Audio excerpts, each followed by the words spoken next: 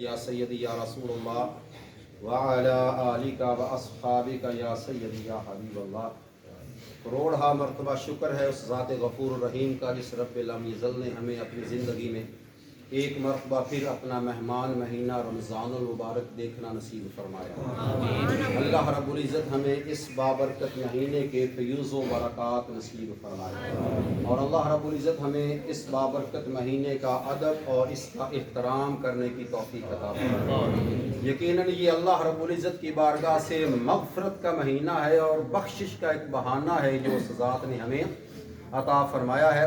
اس کا پہلا عشرہ رحمت ہے، دوسرا مغفرت ہے، اور تیسرا جہنم سے آزادی کا مہینہ ہے۔ پہلے عشرہ جو ہے اس کا پہلے 10 دن ہے، اس کی دعا آپ یہ روٹین بنا لیں، ہر نماز کے بعد ایک تسبیح پڑھ لیا کریں، چلتے پھرتے پڑھا کریں، رب اغفر وارحم وانت خیر الراحمین، رب اغفر وارحم وانت خیر الراحمین۔ یہ رمضان المبارک کے پہلے عشرہ کی دعا ہے اور اس کی تلاوت کیا کریں۔ یہ رحمت مانگنے کی دعا ہے، اللہ تعالیٰ کی بارگاہ سے کرم مانگنے کی دعا ہے، اور یہ سمجھے کہ اللہ تعالیٰ نے ہمیں کچھ سیکھنے کا ایک موقع عطا فرمایا ہے۔ آقا علیہ السلام نے تو یہاں تک ارشاد فرمایا تھا کہ ایک رمضان دوسرے رمضان کے درمیان ہونے والے جو صغیرہ گناہ ہوتے ہیں نا، ان کا کفارہ بن جاتا ہے۔ جو چھوٹی موٹی غلطیاں ہو جاتی ہیں بندے سے، اللہ تعالیٰ رمضان مبارک کے صدقے سے ان غلطیوں کو معاف فرما دیتا ہے، جبکہ کبیرہ گناہ جو ہوتے ہیں وہ بغیر توبہ کے معاف نہیں ہوتے۔ یہ کچھ سیکھنے کا مہینہ ہے۔ آپ ماشاءاللہ مسجد میں تشریف لائے ہیں، الحمدللہ مسجد پوری بھری ہوئی ہے دوستوں کے ساتھ۔ اللہ تعالیٰ اسی طرح ہمیں نمازوں کا اہتمام کرنے کی توفیق عطا فرمائے، اور اگر آپ مسجد میں آتے ہوئے مسجد کا ادب پورا نہیں کرتے، اپنے نماز کے ارکان آپ پورے نہیں کرتے، نماز پورے طریقے کے ساتھ آپ ادا نہیں کرتے، تو یقین کریں کہ قرآن و سنت کی روشنی میں آپ کا مسجد میں آنا کوئی فائدہ آپ کو نہیں دے گا۔ ٹھیک ہے نا؟ آپ نے وقت بھی نکالا، بستر بھی چھوڑا، نیند بھی چھوڑی، سب کچھ کیا، اور آ کر آپ مسجد میں آ گئے اور اپنے مسجد کا ادب نہ کیا، نماز کا پورا احترام نہ کیا، نماز کے ارکان پورے نہ کیے۔ اب یہ بڑی تفصیل ہے نماز کے فرائض، ارکان، واجبات اور سنن کی۔ ایک ایک چیز کاؤنٹ ہوتی ہے، ایک ایک چیز بندے کی کاؤنٹ ہوتی ہے مسجد میں۔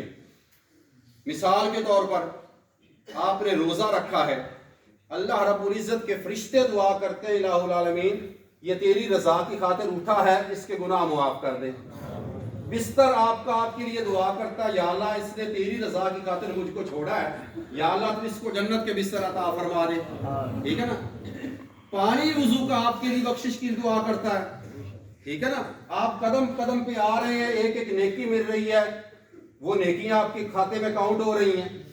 اور اس کے بعد سمجھنے والی بات یہ ہے کہ جب آپ سانس لیتے ہیں نا روزے کی حالت میں، جب آپ سانس لیتے ہیں تو اللہ تعالیٰ فرشتوں سے فرماتا ہے کہ دیکھو میرا بندہ کیا کر رہا ہے۔ اللہ تعالیٰ فرماتا ہے کہ کیا کر رہا ہے، حالانکہ اللہ کی ذات جانتی بھی ہے۔ فرشتے کہتے ہیں الہ العالمین یہ عمل کچھ نہیں کر رہا۔ فرمایا غور کرو یہ سانس لے رہا ہے۔ تو مولا کریم سانس تو لینا ایک روٹین وائز ہے، اللہ تعالیٰ فرماتا ہے کہ اس کے ہر سانس کے بدلے میں ایک تسبیح کا ثواب لکھ دو۔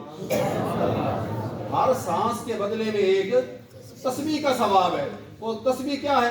سبحان اللہ و بحمدہ سبحان اللہ العظیم، سبحان اللہ و بحمدہ سبحان اللہ العظیم۔ اس تسبیح کو فرمایا آقا علیہ السلام نے اگر زمین اور آسمان ایک پلڑے میں رکھ دیے جائیں، اس کا ثواب دوسری طرف رکھ دیا جائے، وہ وزن ہلکے ہو جائیں گے، اس کا ثواب زیادہ ہو جائے گا۔ ایک ایک سانس گنی جاتی ہے بھائی میرے۔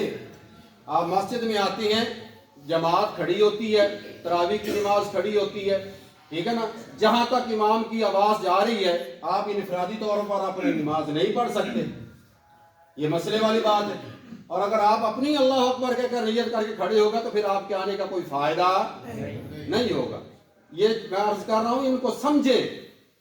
وضو کے فرائض سامنے لکھے ہوئے ہیں، نماز کے فرائض، شرطیں، واجبات، سنن، ان کو پڑھے، ان کا مطالعہ کریں۔ تمام دوست آپ پڑھے لکھے بیٹھے ہیں، کوئی بھی ان پڑھ نہیں بیٹھا ہوا۔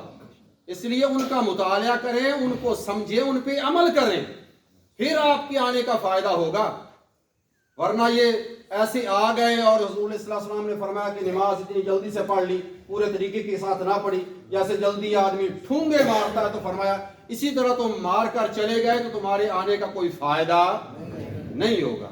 اس لیے میں عرض کر رہا ہوں یہ مہینہ سیکھنے کا مہینہ ہے، اس میں سیکھ لیں، پڑھ لیں، پوچھ لیں، تاکہ جو غلطیاں کوتاہیاں ہوتی ہیں نا ان کی تلافی کی جا سکے۔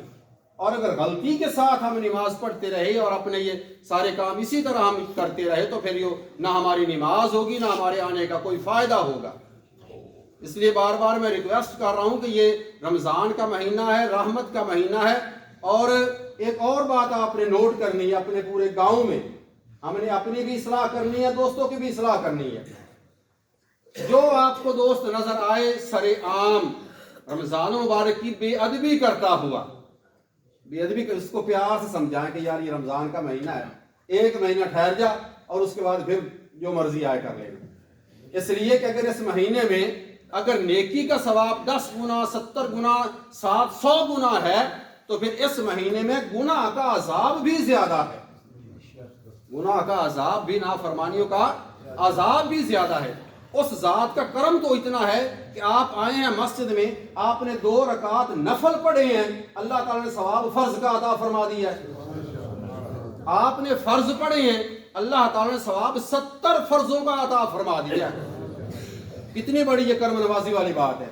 اس لیے میرے عرض کرنے کا مقصد یہ ہے کہ سیکھیں اور عمل کریں، اپنے آپ کو سمجھائیں، اپنے بچوں کو سمجھائیں، جوانوں کو سمجھائیں، دوستوں کو سمجھائیں کہ یہ رمضان کا مہینہ ہے۔ آپ کثرت سے تلاوت کلام پاک کریں، نوافل پڑھیں، تسبیحات کریں، ذکر اذکار کریں، اپنے دل اور سینے کو اللہ اور اس کے رسول کی یاد سے منور کر لیں۔